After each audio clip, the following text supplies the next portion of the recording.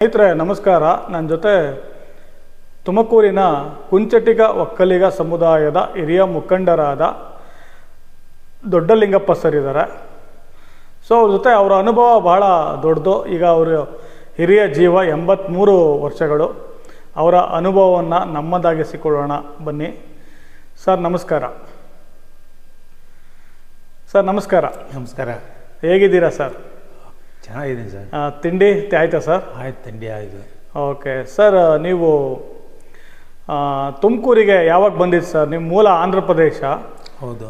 ಅಲ್ಲಿಂದ ತುಮಕೂರಿಗೆ ಯಾವಾಗ ಬಂದ್ರಿ? ನಿಮ್ಮ ಬಾಲ್ಯ ಜೀವನ ಹೇಗಿತ್ತು? 1962-63ಕ್ಕೆ ತುಮಕೂರಿಗೆ ಬಂದು PUC ಸೇರಿಕೊಂಡೆ.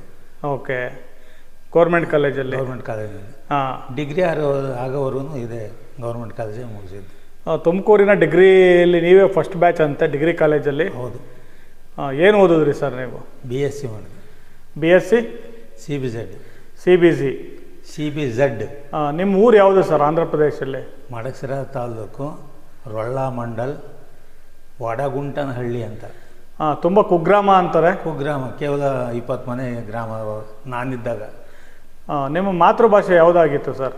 ಮಾತೃಭಾಷೆ ಕನ್ನಡ. ಸ್ಕೂಲ್ನಲ್ಲಿ ಓದಿದ್ದು Telugu. Telugu up to SLC. Telugu ಓದಿದ್ದು. ಹೌದು. ಮಾತೃಭಾಷೆ ಕನ್ನಡನೇ. ಅಲ್ಲೆಲ್ಲ ಕನ್ನಡನ ಮಾತಾಡೋದು ನಿಮ್ಮೂರಲ್ಲಿ? 99% ಆಫ್ ಮಡಕ್ಸಿರ ತಾಲೂಕು ಈ ಕಡೆ, ಚಂದ್ರಬಾವಿಂದ ಈಚೆ, ಆ ಕಡೆ ರೊಳ್ಳೆ, ಹಾಗೆ ಹೋದರೆ ಎಲ್ಲ ಆ ಬೆಲ್ಟ್ ಪೂರ್ತಿ ಪಟ್ನಾಯಕನಹಳ್ಳಿವರೆಗೆ ಎಲ್ಲ ಸಮಾಜದವರೇ. So border. ಸೊ ಎಲ್ಲ ಕನ್ನಡನೇ ಅಲ್ಲಿ? ಕನ್ನಡ, ಮಾತೃಭಾಷೆನೇ ಕನ್ನಡ. ತುಮಕೂರಿಗೆ ಏನಕ್ಕೆ ಬಂದಿದ್ದು ನೀವು? ಓದ್ಲಿಕ್ಕೆ ಬಂದಿದ್ದು. ಓದಕ್ಕೆ ಅಂತಲೇ ಬಂದಿದ್ದು? ಹೌದೌದು. PUC ಇಲ್ಲೇ ಓದಿದ್ರಿ? ಡಿಗ್ರಿ ಇಲ್ಲೇ ಆಯಿತು. ಸೊ ಆನಂತರ ನೀವು ಏನು ಕೆಲಸಕ್ಕೆ ಸೇರಿಕೊಂಡ್ರಿ ಸರ್? ಮೀನುಗಾರಿಕೆ ಇಲಾಖೆಯಲ್ಲಿ ಎಂಪ್ಲಾಯ್ಮೆಂಟ್ನಿಂದ ನಂಬರ್ ತರಿಸ್ಕೊಂಡ್ರು. ರಿಜಿಸ್ಟರ್ ಮಾಡಿದ್ವಿ ಅವಾಗ, ಆ ಕಾಲ ಹಂಗಿತ್ತು. ಆ ಎಂಪ್ಲಾಯ್ಮೆಂಟಿಂದ ನಂಬರ್ ತರಿಸ್ಕೊಂಡು ಇಂಟ್ರ್ಯೂ ಮಾಡಿದರು.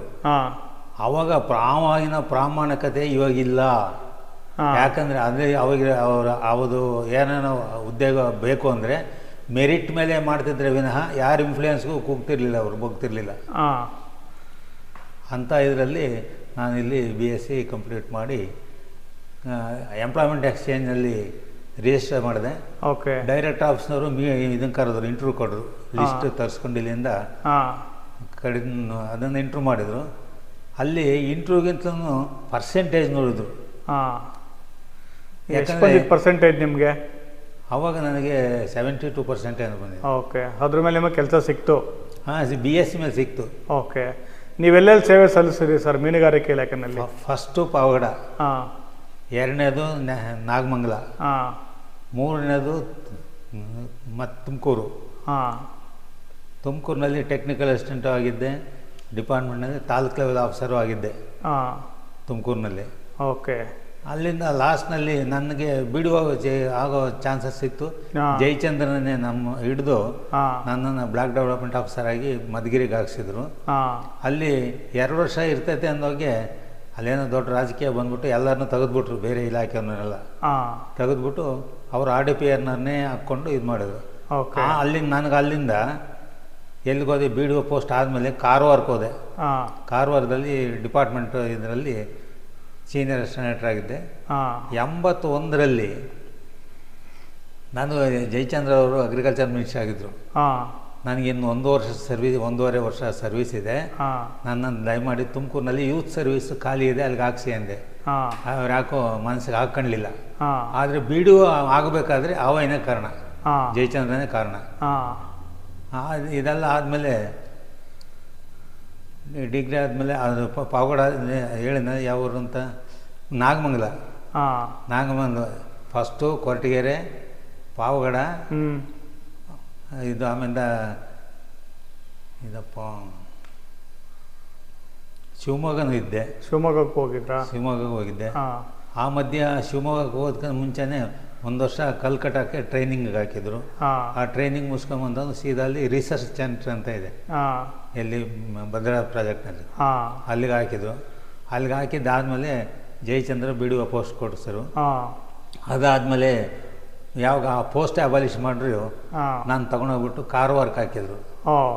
ಆ ಟೈಮ್ನಲ್ಲಿ ಇವ್ರನ್ನ ಜಯಚಂದ್ರ ಅವ್ರನ್ನ ಭೇಟಿ ಮಾಡಿ ಕೇಳಿದೆ, ನನಗೆ ಇನ್ನು 1.5 ವರ್ಷ ಸರ್ವಿಸ್ ಇದೆ, ನಾನು ದಯಮಾಡಿ ಇಲ್ಲಿ ಖಾಲಿದೆ ಯೂತ್ ಸರ್ವಿಸ್ಗೆ ಹಾಕ್ಸ್ಕೊಡಿ ಅಂತಂದೆ. ಯಾಕೋ ನೆಗ್ಲೆಕ್ಟ್ ಮಾಡಿದ್ರು, ಬೇಡ ಅಂತ ಹೇಳ್ಬಿಟ್ಟು ವಾಲಂಟ್ರಿ ತೊಗೊಂಬಂದೆ. Voluntary retirement. ವಾಲಂಟ್ರಿ ರಿಟೈರ್ಡ್ ಆಗಿಬಿಟ್ರಾ? ಹೌದು. ಇನ್ನು ಎಷ್ಟು ವರ್ಷ ಸರ್ವಿಸ್ ಇದ್ದಂಗೆ? 1 ವರ್ಷ ಇತ್ತು. ಇನ್ನೊಂದು ವರ್ಷ ಇತ್ತು. ಸೊ ಆನಂತರ ನೀವು ಸಮಾಜ ಸೇವೆಯಲ್ಲಿ ತೊಡಗಿಸ್ಕೊಂಡ್ರಿ. ಹೌದು. ಏನೇನು ಕೆಲಸಗಳು ಮಾಡಿದ್ರಿ ಸರ್? ನಿಮ್ಮ ಹೆಸರು ತುಮಕೂರಲ್ಲಿ ಭಾಳ ಪಾಪ್ಯುಲರ್ ಆಗಿದೆ. ಫಸ್ಟು ಹಿಂದ್ಗಡೆ ಈಗ 1+3 ಬಿಲ್ಡಿಂಗ್ ಕಟ್ಟಿದ್ದಾರೆ ಬಾಯ್ಸ್ ಹಾಸ್ಟ್ಲಿ. ನಾನಿದ್ದಾಗ ಗ್ರೌಂಡು ಫಸ್ಟು ನಾನು ಮಾಡಿದೆ, ಈಗ ಇವರು ಇದು ಮಾಡಿದ್ರೆ. ಅದಾದ ತಕ್ಷಣವೇ ಸಮುದಾಯ ಭವನಕ್ಕೆ ಕೈ ಹಾಕಿದ್ದು. ಓಕೆ. ಸಮುದಾಯ ಭವನಕ್ಕೆ ಕೈ ಹಾಕಬೇಕಾದ್ರೆ ನಮ್ಮ ಹತ್ರ ಹಣ ಇರಲಿಲ್ಲ. ಇವರು ಸದಾನಂದ ಗೌಡರು CM ಓದಿ ಶಿವಣ್ಣನ ಕರ್ಕೊಂಡು MLA 1 ಕೋಟಿ ಸ್ಯಾಂಕ್ಷನ್ ಮಾಡಿದ್ರು ಅವಾಗ. ಸರಿ ಶುರು ಮಾಡಿದ್ವಿ ಕೆಲಸ. ತಿರ್ಗಿ ಮತ್ತೆ ಇನ್ನೊಂದು ಸಾರಿ ಜಯಚಂದ್ರ ಇನ್ನೊಂದು 50 ಕೊಡಿಸಿದ್ರು.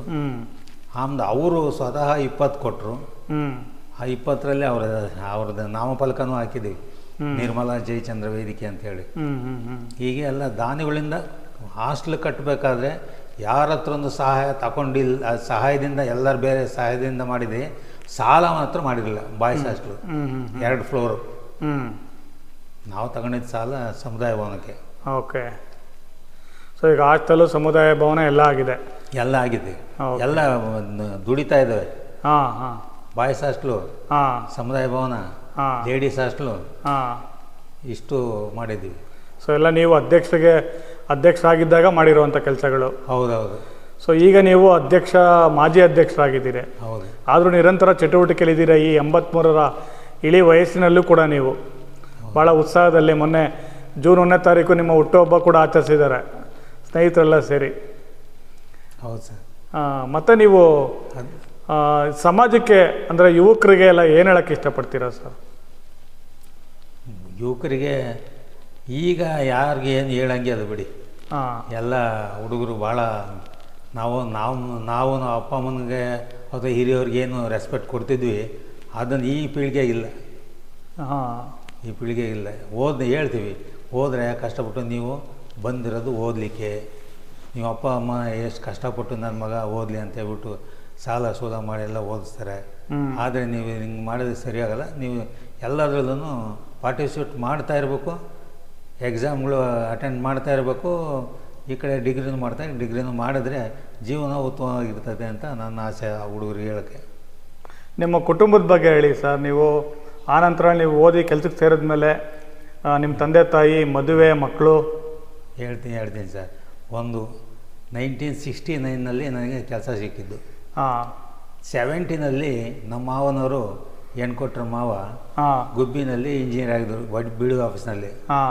1970ನಲ್ಲಿ ನಾನು ಮದುವೆ ಮಾಡೋದು ಅಲ್ಲೇ ಗುಬ್ಬಿನಲ್ಲಿ ಶೆಟ್ರದ್ದು ಕಲ್ಯಾಣ ಮಂಟಪ ಇದೆ ನೋಡಿ. ಯಾವ ಕಲ್ಯಾಣ ಮಂಟಪ? ವೀರವೈಶ್ಯ ವೈಶ್ಯ ಕಮಿಟಿ. ವೈಶ್ಯ ಚೌಲ್ಟ್ರಿ, ವಾಸವಿ ಚೌಲ್ಟ್ರಿ. ವಾಸವಿ ಇರಬೇಕು. ಬೆಲ್ಲದಪೇಟೆಯಲ್ಲಿ ಇದೆಯಲ್ಲ ಗುಬ್ಬಿಲ್, ಅದು ಅದೇ ದೇವಸ್ಥಾನದ ಪಕ್ಕದಲ್ಲಿ. ಹ್ಞೂ ಸರ್ ಗೊತ್ತಾಯ್ತು. ಅಲ್ಲಿ 70ರಲ್ಲಿ ನಮ್ಮ ಮದುವೆ ಆಯಿತು. ಅದಾದಮೇಲೆ ನನಗೆ 3 ಜನ ಮಕ್ಕಳು, 2 1 ಗಂಡು. ಓಕೆ. ದೊಡ್ಡಳ್ಳಿಯ ಎಲ್ಚಿಗೆರೆ ಕೊಳಲ್ದ ಹತ್ರ. ಅವನು ಡಿಪ್ಲೊಮಾ ಮಾಡಿ BE ಮಾಡಿದ್ದ. ನಿರ್ಮಲಾನಂದ ಸ್ವಾಮೀಜಿಯವರ ಸಮಕಾಲಿಕ ಅಂದರೆ ಅವ್ರ ಪೀರಿಯಡಲ್ಲೇ. ಅವರು ಸಿವಿಲ್ ಇಂಜಿನಿಯರು, ಇವನು ಮೆಕ್ಯಾನಿಕಲ್ ಇಂಜಿನಿಯರು. ಓಕೆ. ಆಮೇಲೆ ಅಲ್ಲಿಂದ ಅವನಿಗೆ ಮದುವೆ ಮಾಡಿದ್ವಿ. ನಾನೇನು ಕೇಳಿದೆ, ಏನಪ್ಪ ನಿನಗೆ ಬೇಕು ಅಂತ. ನನಗೇನು ಬೇಡ, ಒಂದು ಇದನ್ನು ಸಣ್ಣದಾಗಿ ಒಂದು ಉದ್ದಿಮೆ ನಾನು ಮ್ಯಾನುಫ್ಯಾಕ್ಚರ್ ಮಾಡಲಿಕ್ಕೆ ಮಾಡೋಕ್ಕೆ ಅನುಕೂಲಕ್ಕೆ ಒಂದು ಸಣ್ಣದೊಂದು ಇದು ಮಾಡಿಕೊಟ್ಟು ಸಾಕು ಅಂತ. ಅಷ್ಟೊತ್ತಿಗೆ ಡೆಲ್ಲಿನಲ್ಲಿ ಒಂದು ಕಂಪ್ನಿ ಇಂಟ್ರ್ಯೂ ಬಂತು. ಅಲ್ಲೋಗಿ ಸೇರ್ಕೊಂಡ.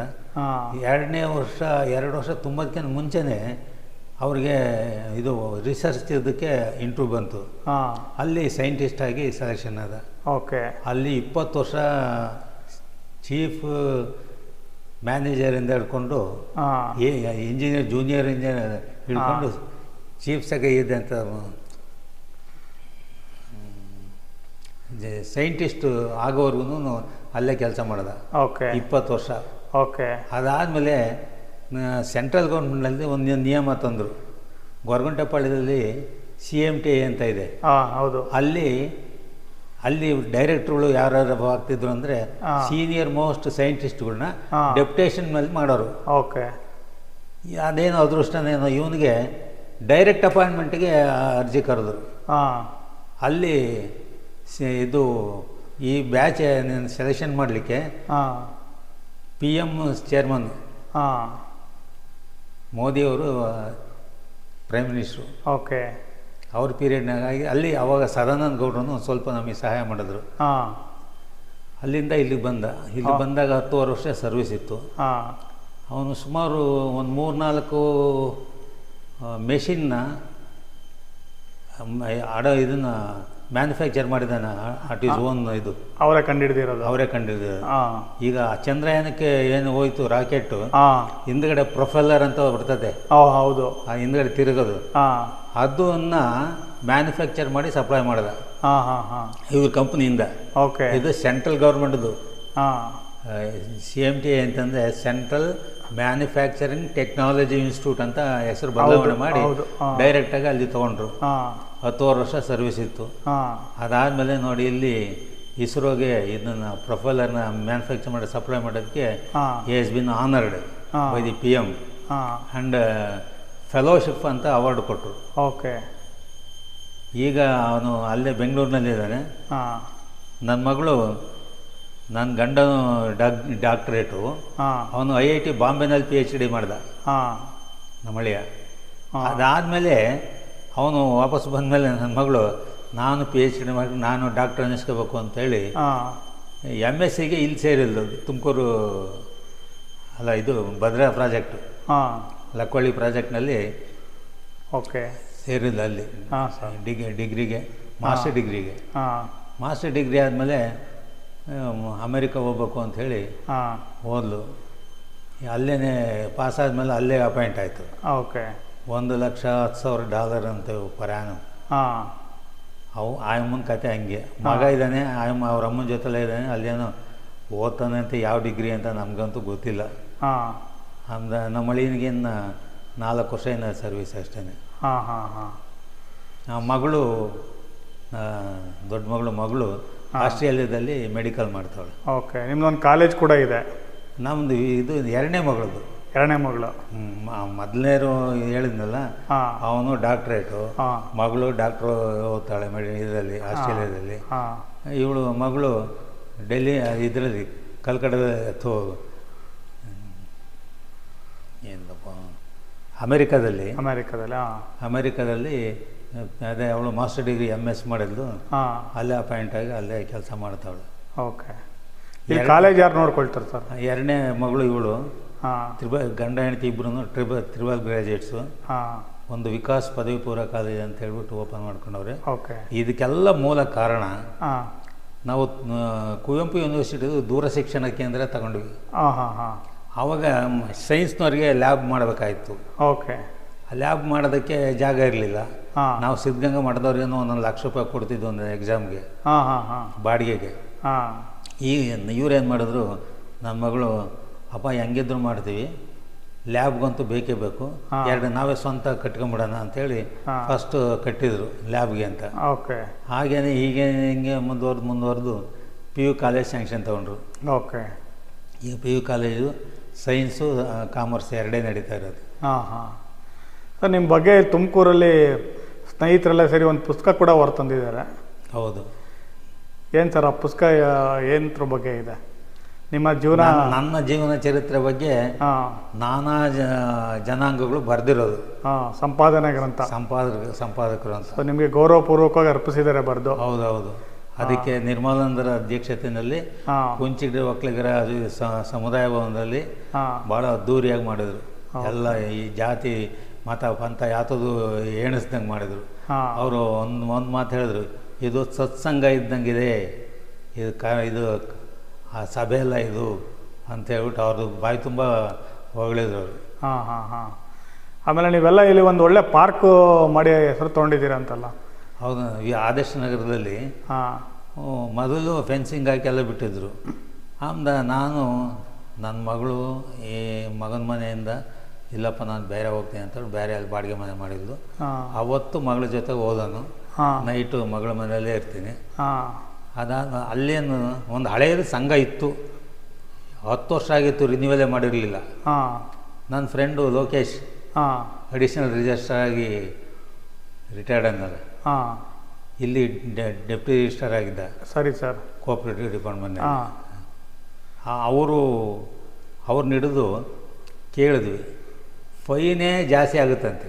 ಹಾಂ ಅದಕ್ಕೆ ಬೇಡ ಅಂತ ಹೇಳ್ಬಿಟ್ಟು ಹೊಸ ಇದನ್ನು ನಾಮಕರಣ ಮಾಡಿ ಏನಂತ ಮಾಡಿದ್ದೀರಾ ಸರ್ ಅದು? ವಿಶ್ವ ಮಾನವ ಉದ್ಯಾನವನ. ಓಕೆ, ಎಲ್ಲಿರೋ ಸರ್ ಅದು? ಇದು ಸೆಂಟ್ ಮೋಸಸ್ ಸ್ಕೂಲ್ ಪಕ್ಕದ್ದೇ, ಆದರ್ಶ ನಗರ.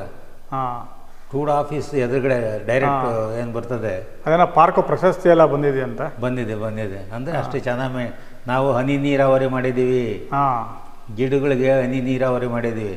ಓಕೆ. ಆಮೇಲೆ ಈಗೆಲ್ಲ ಟ್ರಿಮ್ಮಾಗೆ ಎಲ್ಲ ಇದು ಮಾಡೋದು. ನಾಳೆಗೆ ಪರಿಸರ ದಿನಾಚರಣೆ MLA ಕಮಿಷನರ್ ಇಬ್ಬರನ್ನು ಕರೆದಿದ್ದೀವಿ. ಹಾಂ, ಆ 1ನೇ ತಾರೀಕು ನನಗೆ ಒಂಥರ ಆಶ್ಚರ್ಯ ಆಯಿತು, ಒಂದು ಕಡೆ ನೋವು ಆಯಿತು. ಯಾಕಪ್ಪ ಅಂದರೆ ನಾನು ಅನಾಥ, ನನಗೆ ಅಪ್ಪ ಇಲ್ಲ, ಅಮ್ಮ ಇಲ್ಲ, ತಂಗಿ ಇಲ್ಲ, ಅಕ್ಕ ಇಲ್ಲ, ತಮ್ಮ ಇಲ್ಲ, ಅಣ್ಣ ಇಲ್ಲ, ಯಾರೂ ಇಲ್ಲ.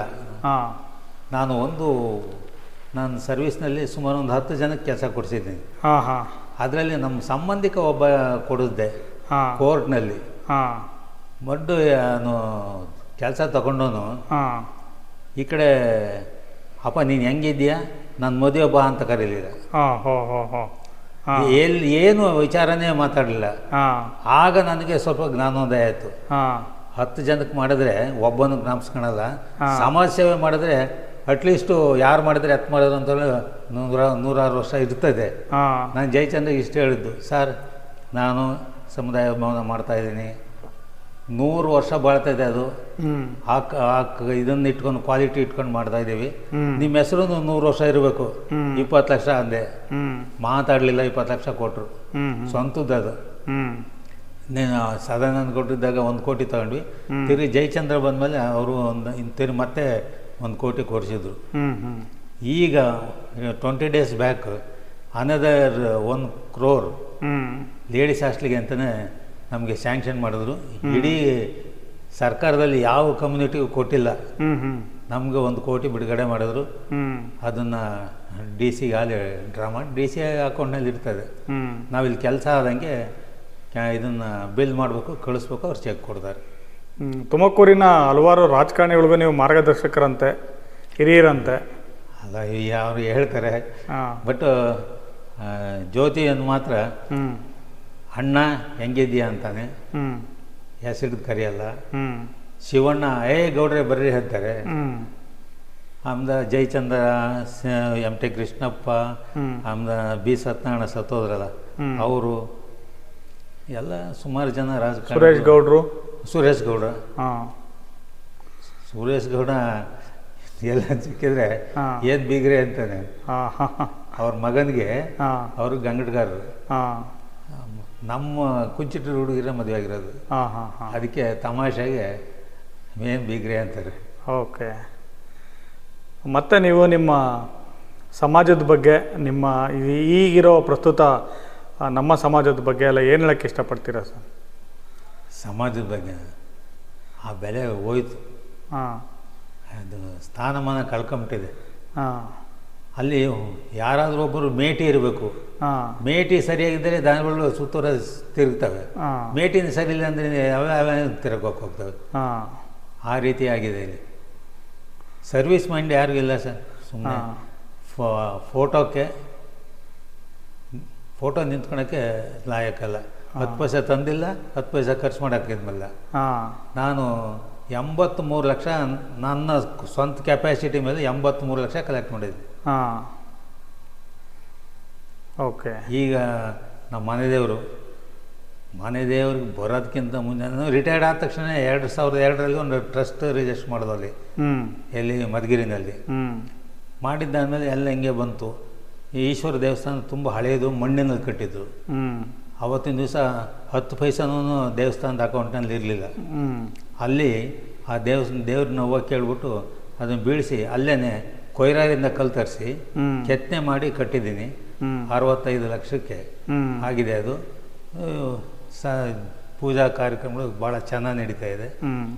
ಇದಾದಮೇಲೆ ರಾಜಗೋಪುರ ಮಾಡಲೇಬೇಕು ಅಂಥೇಳಿ 84 ಲಕ್ಷಕ್ಕೆ ಟೆಂಡರ್ ಕರೆದು ಅದನ್ನು ಕೆಲಸ ಪ್ರಾರಂಭ ಮಾಡ್ತಾರೆ. ಅಲ್ಲೇ ಪಾಯ ತೆಗೆದಿದ್ದಾರೆ ರಾಜಗೋಪುರಕ್ಕೆ. ಅದೆಲ್ಲ ಆದಮೇಲೆ ನೋಡಬೇಕು.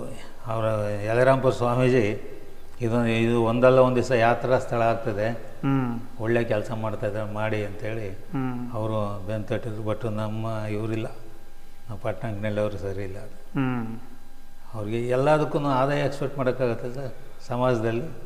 ಮತ್ತು ನೀವೇನಾದರೂ ನಿಮ್ಮ ಅನುಭವನ ಹೇಳೋಕ್ಕೆ ಇಷ್ಟಪಡ್ತೀರಾ ಸರ್? ಮತ್ತೇನಾದರೂ?